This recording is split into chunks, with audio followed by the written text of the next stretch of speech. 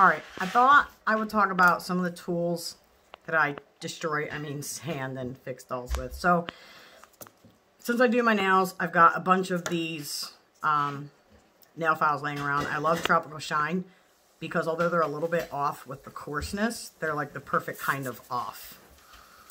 This one's the 100-180. This is a nail file. This is an emery board. The emery boards are the same. The side with the printing on it is the lighter 180 side, and then the more coarse side is the 100. They're the same except that this is foam and it gives. This is a board. It doesn't, it gives, but it'll break. This one is just the same as that. It's just a little bit more fine. It's a 400 on this side, more coarse 600 on this side. If you really want to smooth some stuff out, this is the way to go. It actually feels more like wiping the doll. Sanding is kind of a misnomer with these because it doesn't really feel like sanding. This paper, although it was used on the legs, I don't know how great of an idea it really is. It's really coarse. I think maybe 60 grit. And it'll get you started if you really have a thick layer. I worked on fixing that one. But if we look at this leg, kind of a little bit closer, there are places where it really got chewed up by the sandpaper. Here was a good example of that. As a matter of fact, that's pretty wretched. So now we're going to have to patch all of that, which I'll get to that in another video. But the point is, this more coarse sandpaper actually will create little cuts, little slices and everything. So not really a good idea. But if you end up with a baby that you really layered the paint on, you could probably take the top few layers off. Like this thing, you can take the top layers off. But once you see it losing the shine, you should probably stop. Because that's when you start putting grooves. Tweezers are just a thing. Boogers happen when you're stripping. I get the boogers off. I don't use very pointed ones. The slanted ones are great because they don't just poke and tear into the silicone. You could even use flat edge ones or some are rounded. But in tight spots, sometimes once you've started sanding silicone, if you pinch these together, the fact that they have a more rigid edge, they can sometimes peel.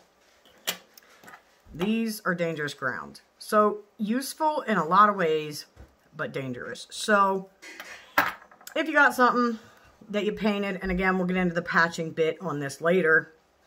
This is still a work in progress, but it is always better to clip off. In other words, it's better to have a hole in your silicone than to have a bump.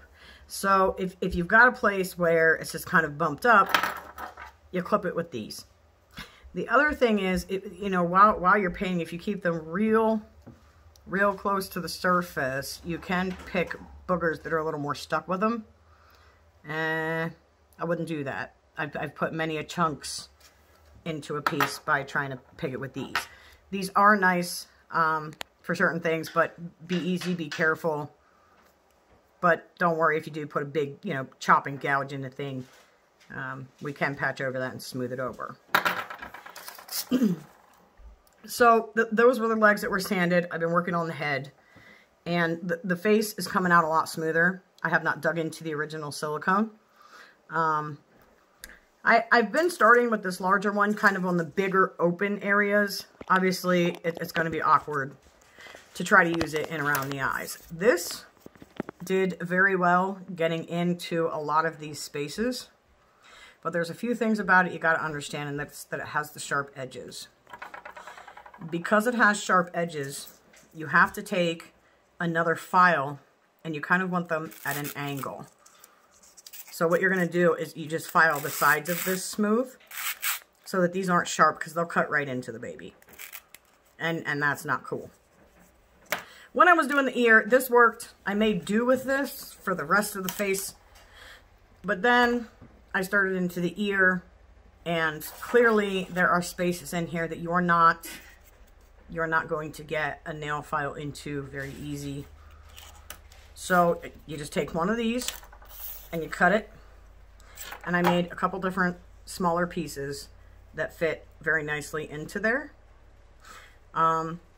Again, remember that the writing, if you can't like feel or see real good, the writing is the smaller, more fine grit. This is the more coarse grit. These ears are nearly impossible. But remember when you do these, to smooth the edges on these too, because especially when you cut it, it's super sharp. When you run your fingers around this, you shouldn't feel sharp cutting. So I'm going to give the husband's hands a break, and then I'm going to flip this over and kind of show you how to start with these deep crevices. Okay. All right, so as far as doing this, I've got two different sizes here. I got this guy, that's the rough side, this is the smooth side, and then we got the real little guy, which is helpful right in here. And again, you want to make sure you smooth this because that's a sharp corner if not, and it is going to slice the silicone. So I usually start off with the rough side. There's some really dark stuff down in here. And it's actually, you're not really sanding so much as wiping. You kind of wipe it off. And you can kind of see it starting to maybe pull. Not sure if you can really see it well. But you're literally just wiping it out of there. It's kind of like cleaning the ear. And then once you kind of get it started, you can take the more smooth side then, and it tends to grab it and finish rubbing it off. Now again, it's going to take some time and some patience. I don't really like calling it sanding because it's really not. It's a wiping motion. And you really just have to wipe and wipe at it. If you are going to stretch this open to get a better angle, understand that when you stretch this, the silicone is weaker, which means you need lighter pressure on your emery board. And you're literally just wiping it. There is this thing about only go one way. It's more about the pressure than anything. Sometimes a little bit of circular motion and then wipe with the smooth side is just the ticket. Sometimes not. No matter how you choose to do it, you really can't go heavy-handed. You really got to do it, you know, really, really light. And you can see it's going to take a while to get this off of here. But again, you're really just wiping it. You're not, you know, filing it like a nail. So on the note of filing, if you're going to do a larger area, larger file, obviously, and on that wiping thing, it really is just a wiping. You're not sanding. You're wiping that back, and you can kind of see the boogers starting to form up. And I think that's probably the biggest reason that it's suggested you go one direction, and also to stop you from really just going for it. When you're wiping the boogers all the same direction, they don't tend to get in your way. You can kind of see what you're doing. But it really is just a wiping motion. If you want, like holding it this way, you're going to get really heavy-handed. If you hold it this way, kind of, you know, maybe just awkwardly this way, it does give you a lighter hand and you can just wipe over. Ashton Drakes have foam in the head, so it makes it more solid, a little bit easier to do that. Haven't tried this on platinum. It'd probably be a little more difficult. Maybe you even want to be a little bit lighter handed with it. But with some patience, you can get it out of there. And the other thing, really decide if it's worth going after. There are some parts in here, and I can get some pictures to show that some of the paint, some of the color that was on there was not removed. Why? Well, because it looks fresh, and you're just going to shadow in there again anyway. So as long as it's not dark like this, then you probably can leave a little bit of it in there without, you know, really cutting into the silicone and tearing things up. As far as digits, little fingers, I did do one, and again, I'll get some decent pictures to show you. You can even go light enough that it will leave the grooves that were originally sculpted into these. This one, I've been using the full size, and it's literally just a matter of wiping. Now, these edges have not been rounded, so I'm not really going to go for it too much. It's going to cut in between the fingers, and these are not separated fingers. But as far as on the surface, it's really, literally just a light wiping motion. And you're going to sit there for hours and hours and hours of your life doing it. But eventually, you get a nice clean result. If you really kind of take your time, it can look great. And oh, by the way, it's really fun when you get to pick the boogers out of the nose. So if you make a boo-boo baby, at least you get to pick some boogers. Alright guys, I'll get some pictures to throw on here, a little bit more detail what I'm talking about. And hopefully that helps some folks with their boo-boo baby. Alright, so this is the darker spots inside the ears that I was talking about. I didn't take every layer out of there because as I was sanding, the creases were getting too much stress, and you can see when you stretch the silicone just a little bit, you start to see where it's kind of like tiny little grooves. So instead of causing a tear or a rip or a slice, I decided to leave that first layer of blue in there. A, because I'm probably going to just put blue back in there and I can skip it. And B, because that little bit of color left over is a lot easier to deal with than cutting the ear itself. This is the ear that is not stripped. I haven't touched it yet. Part of the problem that I had painting it whenever I first did it was this pulling in the ear. I had put the silicone in there, but then I didn't really check back on it, and I kind of was painting other spots on the head. So these are what I was sanding at in the other ear to try to correct that, because that is definitely not okay inside an ear. Alright, so that little clipper boo-boo, there was something that got stuck deep into the silicone that would not, well, it probably would have sanded off. I just kind of got lazy. So I decided to take the cuticle trimmers and clip it off. Well, when you put just a tiny little bit too much pressure, the wrong angle, you end up with a divot. That's what that is. That's from the cuticle nippers. The sandpaper ouchie was that really coarse red sandpaper. It just made a bunch of lines. What they actually are like a bunch of micro cuts that then you have to put silicone on and smooth over.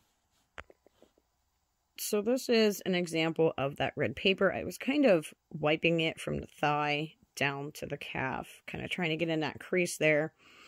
And I damaged it, but I didn't think to fill it before I started painting again. This is actually the second time I've stripped these legs, so now there is blue stuck down in there. I could clip that out with the nippers and fill those holes, but I think where they are, it would probably be okay to make some vein type stuff there and kind of leave it alone, so it's a little easier to smooth over later. This is another one of those sandpaper boo-boos that's just kind of a little bit easier to see. It's kind of like a wide open tear because where the ankle roll on the baby is, there's some stress there, and it just lays open, kind of like an incision. So that will also be something that I have to fill and smooth over. This is the other leg. I did that with the sandpaper as well. I'm not sure what possessed me to think that it didn't work on one leg, so I would try it on another one, but nonetheless, it's another hole that we have to patch up. This picture just kind of gives you a better look at using kind of the learning that I've had. I think that stripping a baby is like anything else. It's one thing to hear someone talk about it or to see someone do it, but you just have to do it because you don't really know what light pressure is until you're doing it.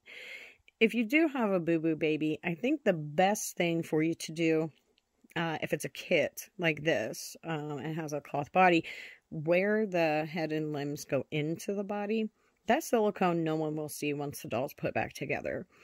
If you're going to strip it, maybe paint over that, let it cure completely, and kind of try in those spots first. I think that that's a good way to try to get some practice. It's not really going to teach you how to get into the more fine detail, but it'll at least teach you what's pressure sensitive, what's going to cut into the silicone. And I have half an idea that if you were stripping really soft stuff like Ecoflex 10 or Ecoflex 20, that you probably will need an even lighter touch. Things like only sanding in one direction might make more sense, and it might be more worthwhile to follow that advice. I wouldn't know because I have not stripped it yet, but just a word of caution that if your silicone is softer than what an Ashton Drake doll is, a lot of this you're going to have to just learn it by doing it. that's all for now, and I hope that this helps someone out there if they're trying to strip a full body silicone, a kit, whatever the case may be. I know there's plenty of people out there that have silicone Ashton Drakes that maybe they'd like to make a little better. Perhaps they just want to have fun with doing something new instead of stripping vinyl, strip the silicone, whatever the case may be. Hopefully it's helpful in some way or another. All right. Thanks for watching, listening. You guys have a great day.